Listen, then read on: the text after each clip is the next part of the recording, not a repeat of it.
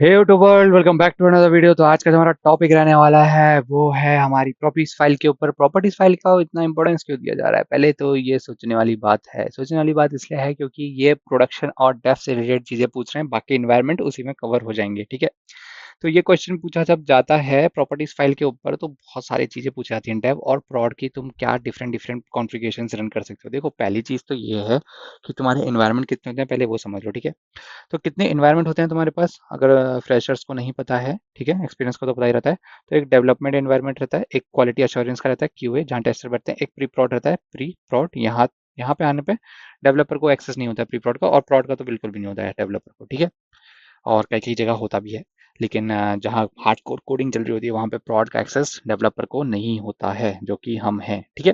Pre प्रॉड का भी होता नहीं है हमें, ठीक है, हमें, लेकिन अगर वहाँ पे कुछ बग आता है तो हमको बता दिया जाता है। क्यूए का एक्सेस होता है हमें, लेकिन वो भी लिमिटेड एक्सेस रहता है। ठीक है। डेफ का हमारे पास पूरा कंट्रोल रहता है। तो ये सारे इन्वायरमेंट रहते हैं। तो क्वेश्चन ये है इंटरव्यूअर का कि भाई इतने सारे इन्वायरमेंट है, अलग अलग इन्वायरमेंट है, तुम कैसे डिस्टिंग्विश करोगे कि सही प्रॉपर्टी तुम कैसे एक्टिवेट करोगे अपने कोई भी इन्वायरमेंट में अगर स्प्रिंग बूट का एप्लीकेशन है? तो सिंपल आंसर ये है, देखो इसका। जब भी तुम्हारी कोई भी एप्लीकेशन बनता है ना, तो उसका क्या होता है, उसकी एक पर्टिकुलर एक फाइल बन जाती है। फाइल बन जाती है इससे मतलब क्या है? फाइल बन जाती है, अगर मैं फाइल की बात करूं तो जैसे कि उसका नाम होता है एप्लीकेशन और प्रॉपर्टी फाइल। मेरे प्रोजेक्ट में जहां मैं काम करता हूँ वहां पे अलग अलग हर इन्वायरमेंट की अपनी एक फाइल है, जैसे कि application APPLICATION application hyphen dev. ठीक है। इस तरीके से बोला जाता है। Dot properties PROPERTIES। ठीक है। प्रॉपर्टीज। और इसके बाद मेरा जो दूसरा इन्वायरमेंट है वो है क्यूए का application APPLICATION application QA properties PROPERTIES। ठीक है। इसके बाद मेरा तीसरा जो इन्वायरमेंट है वो होता है मेरा प्री प्रॉड का एप्लीकेशन APPLICATION। इसको मैं अलग अलग कलर से क्यों लिख रहा हूँ अभी समझाता हूँ। प्री प्रॉड डॉट प्रॉपर्टीज PROPERTIES। इसमें तुम्हें एक एक्स्ट्रा ज्ञान भी दूंगा अभी, जो इंटरव्यू से रिलेटेड तो नहीं है, लेकिन तुम्हें एक अच्छा डेवलपर बनाएगा उसके लिए। ठीक है।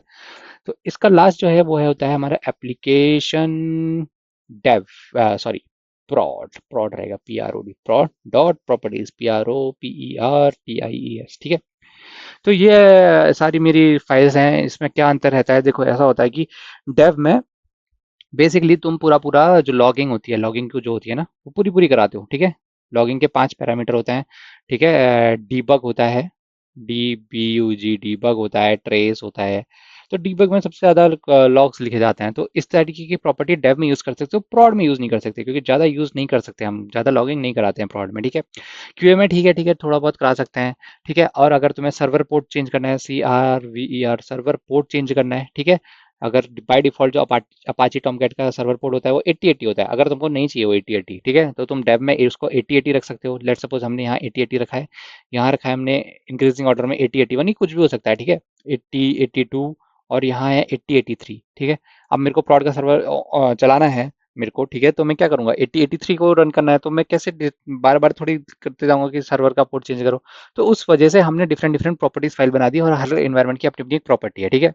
और इसका यूज क्या होता है? इसका यूज एक ये भी होता है, आजकल क्लाउड तो बहुत यूज होता है। अगर लेट सपोज तुम AWS में हो, ठीक है, AWS में है, तो उसके क्रेडेंशियल्स प्रॉड टेबल के अलग होते हैं। प्रॉड टेबल का एक्सेस तो हर किसी को होता भी नहीं है, DBA किसी को देता है। ठीक है।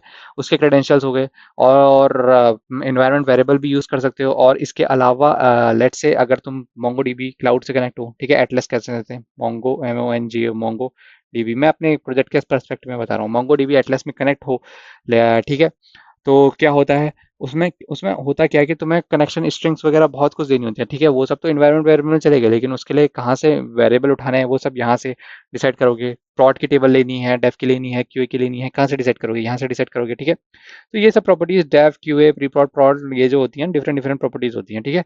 और हर इन्वायरमेंट को एक्चुअली अलग अलग एक्टिवेट करा सकती है। अब बात यह है कि इसको एक्टिवेट कैसे कराना है, पर्टिकुलर कैसे रन करा सकता हूँ मैं इसको। ठीक है। तो हम लोग जो यूज करते हैं, हम करते हैं जावा।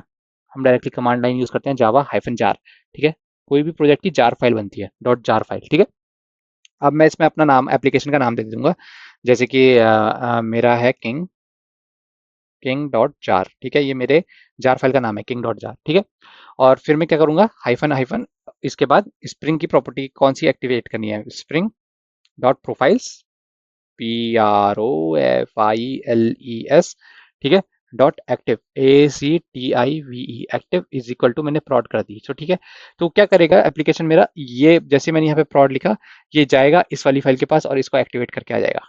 ठीक है, जैसे इसको एक्टिवेट करेगा, जो भी इसमें पोर्ट है 80 83, जो भी कनेक्शन स्ट्रिंग यूज हो रहे हैं, अगर मोंगो डीबी जैसे मैं तुमको यहाँ बताया था ये यूज हो रहा है, इसमें एसक्यूएल भी प्रिंट हो जाते हैं, लेकिन मैंने बोला ना कि हम लॉगिंग नहीं करते ज़्यादा, तो एसक्यूएल और एसक्यूएल कुछ प्रिंट नहीं करा रहे हो तुम, लेकिन यहाँ करा रहे हो, तो ये सब चीज़ें यहाँ इस प्रॉपर्टी में तुम दिखा सकते हो। तो इस तरीके से तुम्हारी प्रॉपर्टीज फाइल एक्टिवेट होती है। अब किसी को भी कर सकते हो तुम, इस प्रॉड की जगह यहाँ पे क्यूए भी लिख सकते हो। ठीक है, क्यूए भी लिख सकते हो, property dot active QA, active dev, active pre prod. तो यहाँ पे इस तरीके से तुम इसको यूज कर सकते हो फाइल को, और डायरेक्टली यूज कर सकते हो। ठीक है, इस तरीके से तुम्हारा काम बन जाएगा। और भी तरीके होते हैं, तो ओवरऑल तरीका क्या होता है, कि अगर इन्वायरमेंट बेस्ड कॉन्फ़िगरेशन करनी है फाइल से, तो फ्लेक्सिबल होती है, सिक्योर होती है, मेंटेनेबल होती हैं। ठीक है, और पता होता है कि इस प्रॉपर्टी फाइल में ये चेंजेस करने हैं, ये नहीं करने हैं, इस तरीके से हमें चीज़ें आसान होती है। ठीक है, तो आज का वीडियो यहीं तक रखेंगे। वीडियो पसंद आएगा तो लाइक से सब्सक्राइब जरूर करना, अपने दोस्तों के साथ साझा जरूर करना। मिले कोई क्वेश्चन होगा तो कमेंट सेक्शन में आके जरूर